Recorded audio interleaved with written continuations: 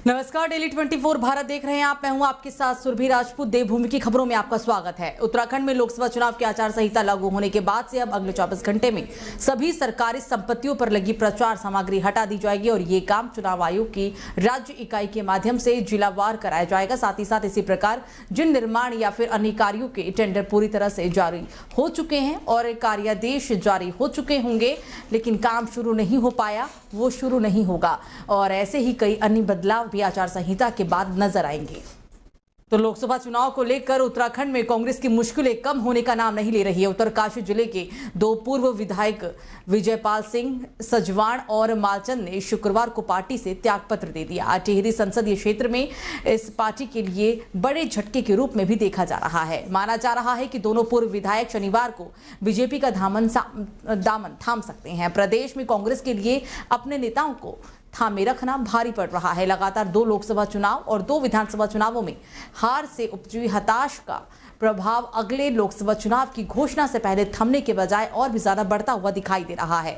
गढ़वाल संसदीय सीट से टिकट के प्रबल दावेदार मनीष खंडूरी ने टिकट घोषित होने से पहले कांग्रेस छोड़कर बीजेपी में चले गए, तो वहीं पार्टी ने 3 दिन पहले ही टिहरी, गढ़वाल और अल्मोड़ा की संसदीय सीटों पर प्रत्याशी भी घोषित किया। अब टिहरी संसदीय क्षेत्र के अंतर्गत उत्तरकाशी जिले के पूर्व विधायक विजयपाल सिंह सजवाण ने शुक्रवार को पार्टी से त्यागपत्र देने की कोशिश भी की। सजवाण गंगोत्री विधानसभा क्षेत्र से विधायक भी रह चुके हैं।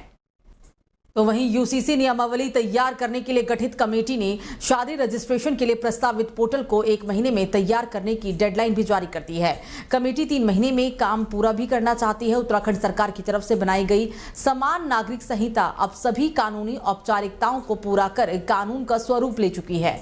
अब इसे लागू करने के लिए नियमावली बनाने का काम चल रहा है और इस काम के लिए ही सरकार पहले ही पूर्व मुख्य सचिव शत्रुघ्न सिंह की अध्यक्षता में कमेटी का गठन भी कर चुकी है। कमेटी की दूसरी बैठक शुक्रवार को हुई, जिसमें तय किया गया कि सर्वोच्च प्राथमिकता शादी, तलाक, पंजीकरण और लिव इन रिलेशनशिप की घोषणा के लिए बनाए जाने वाले पोर्टल को दी जाएगी। शुक्रवार की बैठक में कमेटी के सदस्य एडीजी अमित सिन्हा की ओर से इस पर प्रस्तुतिकरण भी दिया गया। तय किया गया कि 1 महीने के अंदर पोर्टल और मोबाइल ऐप तैयार कर लिया जाए ताकि इसकी तकनीकी बातों को नियमावली में शामिल किया जा सके। तो इस साल की 4 धाम यात्रा के दौरान प्रदूषण को कम करने के लिए परिवहन विभाग एक नया प्रयोग कर रहा है।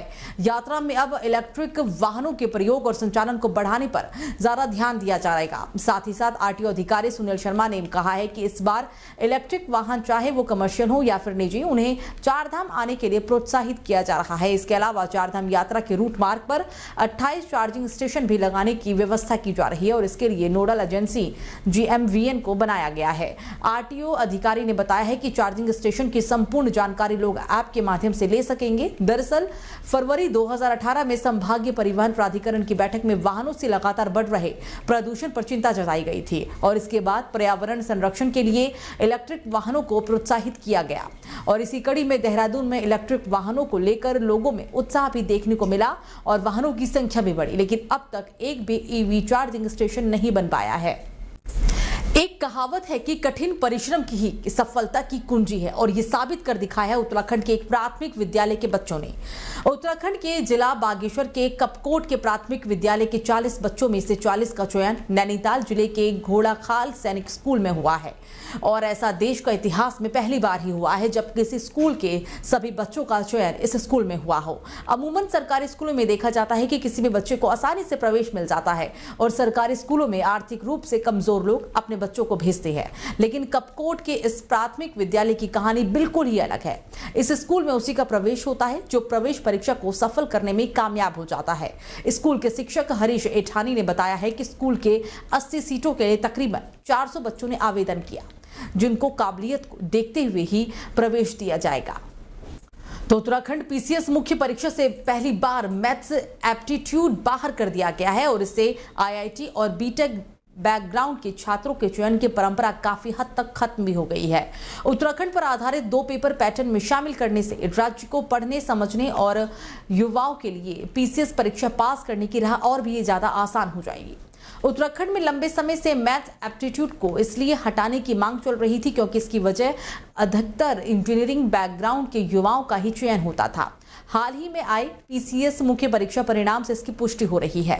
राज्य के दूरदराज के उन युवाओं से पीसीएस बनने का सपना भी कोसों अब दूर था, जिनकी गणित पर पकड़ अपेक्षाकृत ही थी या फिर जो साइंस के बजाय कला से जुड़े विषयों का अध्ययन करते थे। इस बार उत्तराखंड लोक सेवा आयोग ने पीसीएस मुख्य परीक्षा का पैटर्न पूरी तरह से बदल दिया है। तो वर्ल्ड कप वुशु चैंपियनशिप के सेमीफाइनल ट्रायल शुक्रवार को परेड ग्राउंड में हुआ। इसमें राष्ट्रीय और भारत के अंतर्राष्ट्रीय 200 खिलाड़ियों ने प्रतिभाग भी किया। ये खिलाड़ी आईटीबीपी, एसएसबी, सीआरपीएफ, बीएसएफ और एसएआई समेत अन्य जगहों से आए हैं। इन सभी खिलाड़ियों में उत्तराखंड के 8 खिलाड़ी शामिल रहे और इसमें से आगे जाने के लिए कुल 16 खिलाड़ियों को चुना गया है।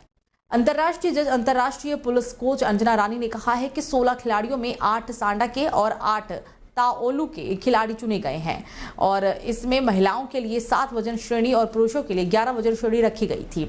इसमें उत्तराखंड से 8 खिलाड़ियों में 1 महिला और 7 पुरुष शामिल हैं। तो पुलिस मुख्यालय के सख्त निर्देशों के बावजूद ड्यूटी के दौरान कई पुलिसकर्मी वर्दी में रील बनाकर सोशल मीडिया पर प्रस्तावित कर रहे हैं। साथ ही साथ पुलिस महानिरीक्षक गढ़वाल परिक्षेत्र करण सिंह नगनियाल ने ऐसे पुलिसकर्मियों के खिलाफ कार्रवाई के निर्देश भी दे दिए हैं। आईजी नगनियाल ने कहा है कि यह अत्यंत आपत्तिजनक है। उन्होंने सभी पुलिस अधिकारियों और कर्मचारियों को पुलिस मुख्यालय के निर्देशों का पूर्ण पालन करने के निर्देश दिए। इससे पहले आईजी गढ़वाल नगनियाल ने एसएसपी अजय सिंह के साथ रेसकोर्स स्थित रिजर्व पुलिस लाइन का वार्षिक निरीक्षण भी किया और इस दौरान उन्होंने परेड की सलामी भी ली। शास्त्रागार के निरीक्षण के दौरान आईजी ने असलहों की सफाई और मरम्मत पर विशेष ध्यान देने के लिए कहा। नियमित रूप से सभी अधिकारियों और कर्मचारियों को असलहों की हैंडलिंग कराने के भी निर्देश दिए गए हैं।